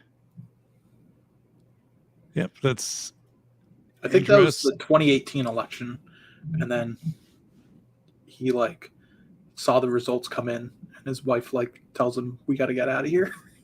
Right. Yeah. And he said, there were some family that never talked to him after that. Wow. He made the decision to go out to South Dakota. So, yeah, it's pretty crazy. That's a horrible reason not to talk to someone. Like, you got to come up with a better reason. When I wrote the velocity of information and essential, non-essential, and I think there's a lot of these divides which have come into play because of that, the year 2020, and man, a lot of people are holding, or I don't know if it's grudges or just it's polarized, or like subtly if we're all impacted by this essential or non-essential. So it's weird. We don't we don't have that as kind of like a research area. What was the impact on people to be declared non-essential? So Yeah, they shouldn't have used the term. They should have used like recreational and non-recreational or something. yeah, something like that. That was like horrible name. They probably won't learn the lesson though. Right. Yeah, to have somebody, that approves that, right? Okay, maybe they just thought essential, but then they didn't, think it down. It could have been essential versus like support or something, but then it's non-essential. So this message is, you're not needed. You're really not important. And that was bananas. Oh my God. And it's, to me, when I wrote about that, when it was happening, it was very visceral for people. And now, people, that's one of the things people don't remember if they read the book and book study, right? The whole essential, non-essential, they don't remember themselves going through it. So, and not that we had a choice. So, all right. Well, anything else here before we wrap it up here on this Monday night? No, that hit all the topics that Cool. I want to talk about. All right. So, charting your weight and doing it on a daily basis. So that was, just as a recap here. You're the one that wanted to talk about the potatoes. So I think it was fascinating because you mentioned it and you went through and you did it. So that takes, you have to change the inertia there to kinetic energy to get out there and to make the potatoes. But yeah, when I went to Tractor Supply to buy all the stuff, and then like one of the ladies helping me out, and then I mentioned like, this is the first time I've ever been here. She's like, oh, why? I'm like, I don't want to starve to death. And then she laughs, so she knew exactly what like I meant. Wow. I think it's really cool. And they have the chickens in there. When I went in, they had the chickens you buy. So Man, I should have got them when I had the chance. One of my neighbors now has chickens, and he has on his fence, please don't open the fence to come in, I guess, for delivery because there's chickens in here. I just saw the sign yesterday. So I'm like, dude's got chickens over there. So cool. And then just ways to be self-sufficient, right? Even though you're in a city, you had some containers and you were growing, potatoes, and now asparagus is on your mind. And just, it's cool. It's cool not so much about being self-sufficient. It's just about like, what's the word? Not support, but like additional, like I won't be so dependent on grocery stores. Right. And one of these containers would feed you for 4 days. So, I mean, that's kind of a cool thing to learn. Like, who would have, been able to look at that and extrapolate the 4 days out. So, I think that's really cool. So, all right. Anything else? Any questions here in the audience? Yeah, I haven't been able to follow the chat just because it's different being a guest. So all the plebs in the chat. Someday you can be a guest on David Proden's show. Wow. Look at that. So, well, I appreciate you being a guest. I was able to meet Andrew this summer, which was cool. And remember, we're watching like the helipad. We ate at a restaurant which is close to the hospital in my town, and then the helicopter, the med flight was taken off or landing. I don't know which one, but it's really, I think it was landing. Close when you're in this restaurant and this is all happening. I was passing through, and I just like messaged you on Twitter. I'm like, hey, I'm passing through, like, and you're the same online as you are in person, or vice versa. You're like the same. You're not acting like this is the real deal. Wow, that's funny. Ta-da! It's one of the places I worked when I first moved here. I think after a year or two, people were like, "Wow, you're just so quiet." Like there was one day I was just kind of like making little bit of humor and stuff like that. And they're just like, holy smokes. So yeah. Oh, I appreciate that. Yeah, we had great lunch at one of our Mexican restaurants, and yeah, it's good. It was really good to meet you. Yeah, and I appreciate that you're. Yeah, I mean, honestly, the potatoes. I mean, you're posting about that, and as you're going through the steps and everything, you did it. I'm like, honestly, for me, I was like, whoa, like I wouldn't have followed through to getting the seeds with this. And that's just the thing, like, especially Joe Dolio, he has like 14,000 followers on Twitter. Like, how many of them have posted like, hey, I randomly out of the blue started growing food because of everything going? Maybe like 10 people. Right. So like most people, they just like, they're just like going through life hoping, okay, I hope the boat doesn't tip over. It's like a huge storm. It's like, how about like doing something? You don't have to do everything, but now that I know, okay, I get this much food, like I can scale it later if I have to, which I hope I don't have to, but like I don't want to eat potatoes every day. Do you know on submarines, World War II submarines, there's a Joe Dolio and tactical wisdom. So in Manitowoc, Wisconsin. So I live in Wisconsin in Manitowoc on Lake Michigan, but they had a shipbuilding yard there. In World War II, they made 26 or 28 submarines. And they have one on display today, the USS Cobia, which actually didn't come out of that area. I think it was made like in Connecticut, but it was the same exact model. But anyway, what the hell? Where was I going with that? Submarines, tactical wisdom. So I'm trying to all right, guys, where was I going with that? The submarine. Andrew, where was it with that? I don't know. You were just promote your stuff here and go through it. The Cobia. Okay. We took a tour there, and they showed the shower. It's 1943 submarine, and they said there was a guy that was on the submarine back then. So it was a tour like 20 years ago, right? And this guy's like, we used to fill the shower with potatoes when we would go out on deployment. And then because, no one was showering the first few days, and they would only really eat potatoes until, the fourth or fifth day out, and then the shower would be available. So that's the true thing. Like if you go and look at that little piece of history up, submarines, at least U.S. submarines, in World War II, when they were restocked, the shower area would be filled with potatoes. So I just think it's kind of a neat thing. So Andrew's like, yes, it is potatoes. That's pretty gross, not going 5 days without a shower. I bet it's a lot longer than that.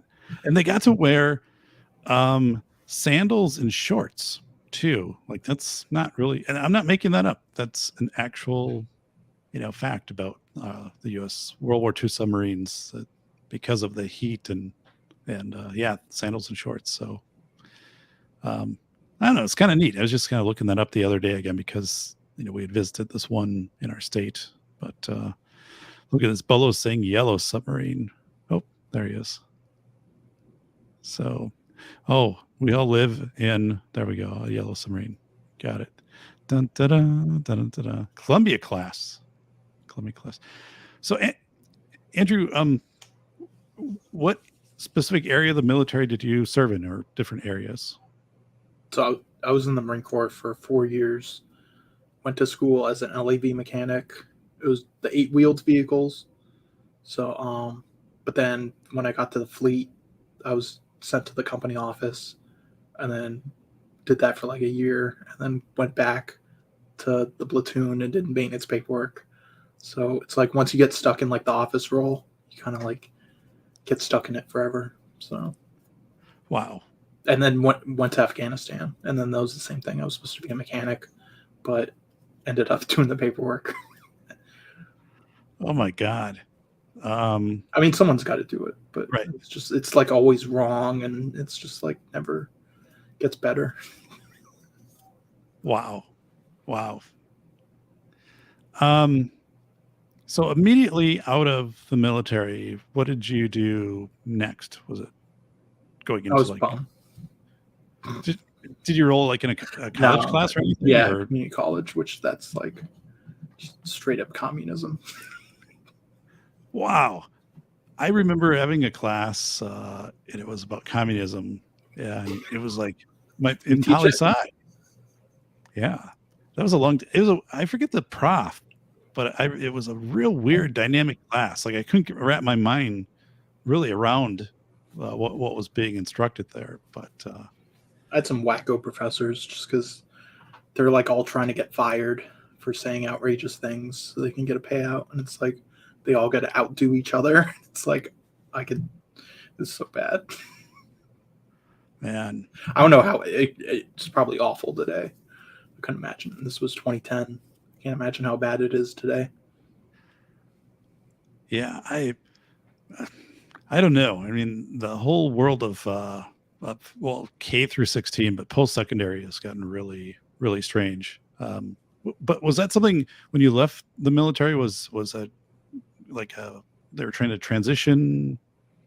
So at your time after you're done, they're trying to transition you into college, or how was that? I mean, there was no plan really. Okay, It's just do whatever.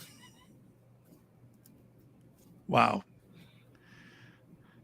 But now I'm man, gonna be a famous YouTuber. So you are going to be the YouTuber. yeah, No, and you've learned a lot. I mean, like I'd love to see video on the on potatoes. I'm not jesting. I mean, from like how you prepare the soil. that And would then, actually be like a 4-minute video. Just like throw potatoes in dirt and let them yeah. grow. It actually won't be long. So It really doesn't take that much effort. Like I mean, was this kinda is surprising. intriguing to know, right? Because if I had to guess the complexity, I just wouldn't think it's that easy. So that's really cool. I've got the image up over on the other Big screen here. agro, like big agriculture doesn't want you to know you can grow your own food.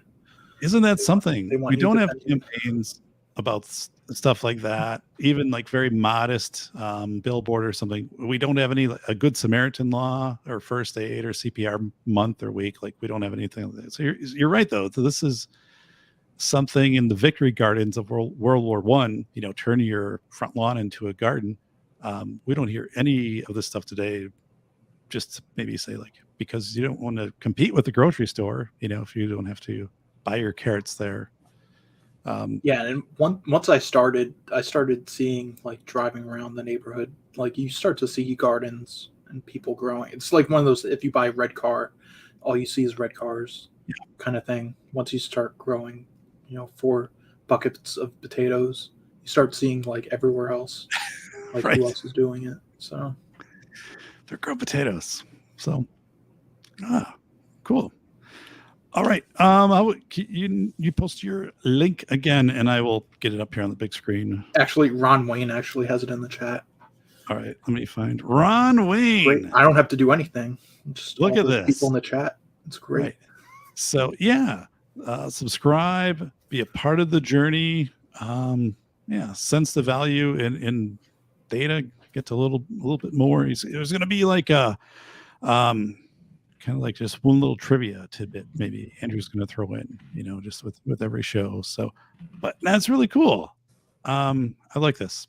It's good to know, you as a friend. And what's the temperature right now in Tennessee, if I may ask? Right now, I'm thinking, should I say it's really cold or really hot to keep people away? No, I'm all about it. It's actually pretty good here. I mean, Nashville can be kind of annoying because, like, no one said anything when I wouldn't wear a mask. But I didn't wear a mask. Well, in 2020, I wore a mask. But then once I realized, oh, this is kind of like, not doing anything. Right. In 2021, sometimes I'd be the only one in the grocery store not wearing anything. And then no one said anything, but I got dirty looks. But, yeah, I mean, Tennessee's pretty good. But the winter can be, it doesn't really snow all the time. But what was the question again? Like, is it 50 degrees right now, or? Let me check. It was cold yesterday. It was like pretty close to freezing. Yeah, it's 57 right now. Okay. So it's drizzling, yeah, and the crime's out of control. crime is it's The 41. The power always goes out. Power always goes out. Oh my goodness. Yeah. Warmer climates just have more appeal. The older I get, and I'm like, yes, I don't want to go through snow again. So Yeah, I thought you were going to move out after you lost your election for. After I got hammed, the community was like, get out of here. Yeah, that was a strange thing too, because it was refresh, and then they post it, and it all got posted at once. Like, boom, I lost. And I was like, all the mail-in votes come in. I got to find out who those 40 people are who find me tolerable in the community and get on their good side. But wasn't it like 33 to 66%? Yeah, so 40 people voted for you to 80. I think something like that. The lady who was running against me also entered the very last day and she didn't do any campaigning. Like, at least I didn't see any, and I didn't really do any campaigning. So I just thought, if it's going to happen, it's going to happen, and it didn't happen. So, yeah, that's so. But I think for the better. At least you ran. Like, so many people, they don't do anything, and what's his name? Ron, in the Joe Dolio circle, he ran for state. Ron Mueller ran South Dakota, right, for House of Representatives. Yeah, it was the primary he lost. Yeah. But I mean, at least you ran. Like, most people don't win their first time. Yeah, I think that's again a really good point and an attitude to have. Yeah, go for it, give it a try. And like Trump ran in 2000, and for the Reform Party, he lost. Obama even ran in 2000 for like House of Representatives in a primary, and he lost. And then Bush also was like 78 or something, and he lost. So most people don't win their first election. Wow. Will I come back? And I don't know. I think I said the airport should be relocated and they should put condos out there. So that was a big mistake, but I still think it's not a bad idea. It was. I wasn't affected by it though, because it was like, if it happens, it happens, and then So, but I was like, whoa. So, oh my goodness, Ron Wayne would have voted. So cool. All right. Well, everybody, this has been your good friend, the Safety Doc. I didn't do anything special to get the video back either. So it's just, it's really weird. And we've had our friend Andrew on the show talking about his channel and a daily measurement on, weight and changing weight through consumption, through diet and fasting. And then also, keeping your shows in that 2-minute range. And then also, hey, like, can you be have some resiliency in your food supply by growing, for example, potatoes in your backyard? Yeah, just go, stop the inertia, make it happen. And what are you going to learn from the first time, the second time, and things like that? So it's cool, because again, I think so many people talk they're going to do it, and then I've never met anyone that's done it until I'm like, oh my goodness. Ron Wayne in the chat has jokes. Let's see here. Ron Wayne. So, wow. Oh, should have campaigned at cemetery. Lots of voters there. Yeah, I guess I hit the wrong demographic when I was running my campaign. So, oh my goodness. That's funny. Yeah, I talked to somebody and they're like, yeah, I spent like $5,000 on advertising. I'm like, the position pays $3,800 a year. Granted, it's 3 years, but where are you going to step this up to? I don't know. If it's your thing, but I was like, I didn't make a sign. I didn't pay for a sign. I didn't even make a sign. I was meeting with people, but the good things are happening, with the city, and so it is kind of funny. Every once in a while, in that Google search will come up like something election related. So, look at this, Doc and Bacon for 2024. Holy smokes! So, I think Andrew and the Kentucky Batman could be like a pairing of power for a election. I wouldn't win. So You know how like I don't like anyway the Thomas Massey and like Rand Yeah. Paul, right. like whenever they endorse someone in the Republican primary in like some like far district in like Washington or somewhere or Idaho, I'm like, okay, that person is not going to win the primary. They're toast. They're done. No. So yeah, I know not to run. Like, except you got to like really be like in the perfect district to win. In Nashville, so we have a city council, and there's actually at-large city council members, but in the rules, you have to be a city council member first to run for the at-large. Okay. Which I don't know. I kind of disagree with that.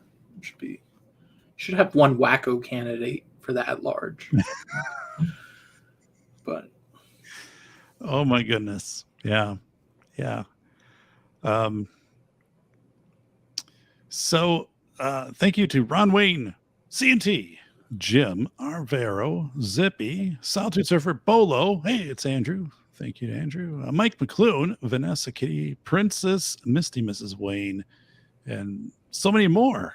So it's been a terrific show. Thanks for being. I'm glad the power didn't go out where you're at. I told them to keep the. yeah, it goes out all the time. I said keep the Internet generators on. Yeah, and they're like, okay, but we can't turn the traffic lights light was out when I was buying Powerball tickets earlier too. So, oh my goodness, that's crazy. Oh, before you go, I know last thing, and then I'll shut up. So the I-40 bridge going from Memphis, Tennessee to Arkansas, that actually had a crack in it, and it was like big news in Tennessee because like, oh, like this bridge could collapse, and I'm like secretly like clapping. I'm like, good, shut it down.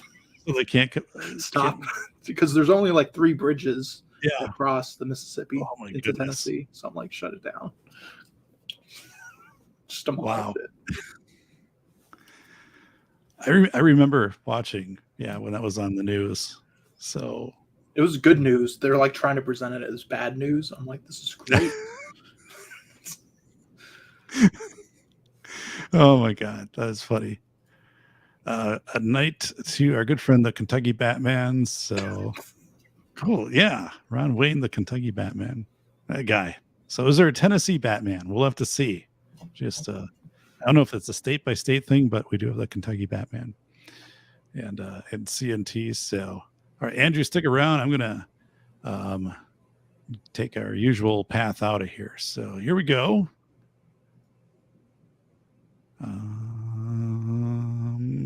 Up in the sky. How were the beans and chili that you had for breakfast? They were delicious. Thank you for asking. But now I am very gassy. I'm sorry to hear that.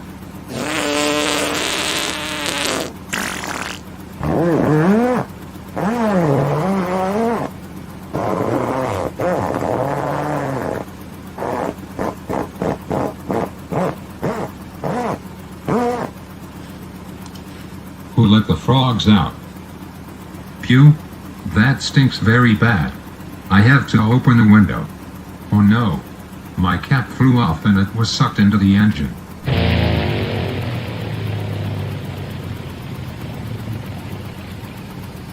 Holy smokes, the engine just cut out. We should use the Decide model to help us make the right decision. Mayday. Mayday. I am declaring a beans and chili emergency. Please advise for landing. Flight 019er, 2 miles northeast. Turn left at 90. Maintain 4,800 to establish an approach.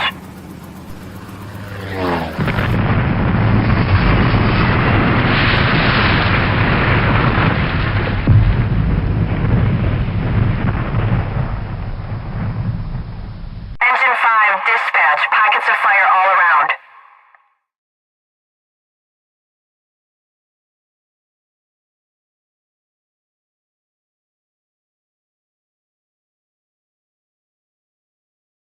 Holy shit, a ghost.